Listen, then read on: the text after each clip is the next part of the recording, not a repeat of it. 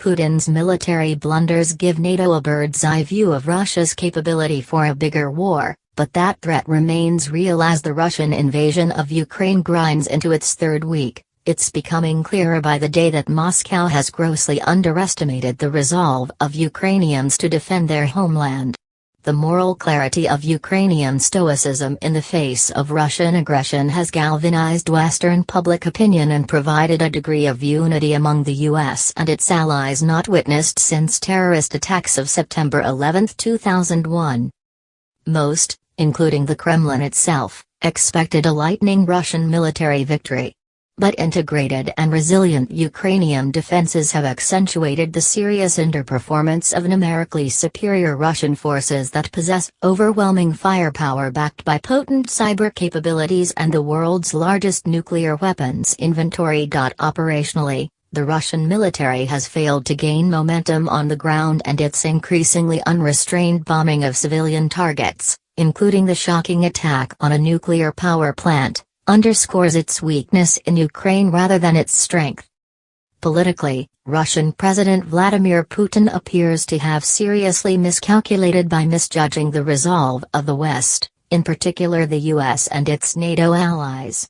It's highly likely that Putin expected to drive a wedge into NATO by dividing Eastern European member states from more established members such as France, Germany, and Britain.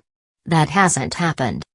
To the contrary, NATO unity is stronger today than it has been since the Cold War, and European allies more assured than ever that the US will be automatically engaged in the fight should Russia invade a NATO member state.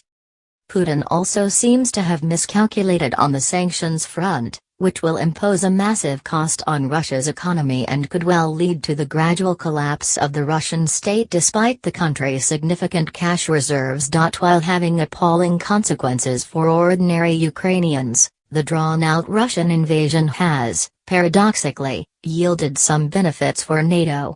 It has provided an intelligence window for the US and its allies to analyze the performance of Russian military systems and personnel in a combat environment.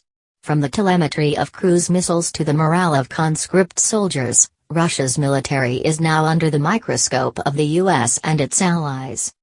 The invasion has also allowed real-time assessments of the performance of NATO-certified weapons provided to the Ukrainians for use against Russian systems. Given that these weapons would be used to defend Eastern European member states against a Russian ground and air assault, these assessments will be important in NATO planning. All of this is cold comfort to Ukrainians.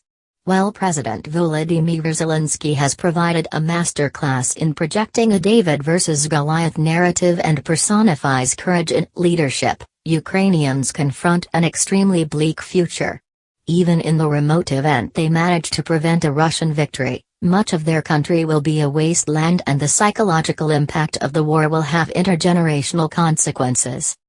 There will not be a NATO-led no-fly zone because the brutal reality is that no country outside Ukraine believes that safeguarding its future is worth risking World War III. And although the West has accrued some short-term advantages from Russian missteps, these should be seen in the broader context of increasing risks, including inadvertent nuclear war. The weakness exposed in Russian conventional capabilities is a two-edged sword. It demonstrates that NATO would probably win decisively in any conventional conflict, but the corollary of this is that Putin would resort to nuclear weapons earlier in a crisis to avoid defeat. NATO would undoubtedly respond in kind. There are several credible escalation pathways that could open up in the coming weeks. An ignition point for a conventional conflict can easily be imagined should Russia target a village or humanitarian convoy on the Polish border to test NATO's resolve.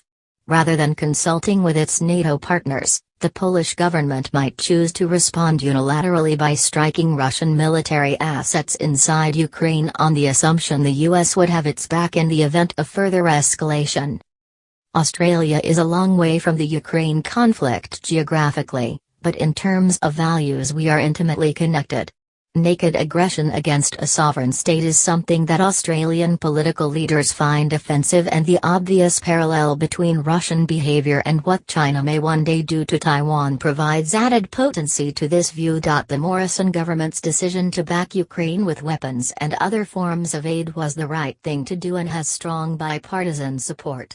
Continuing to support Ukraine's battle against Russian brute force and backing unreservedly our democratic allies in Europe makes good strategic and moral sense.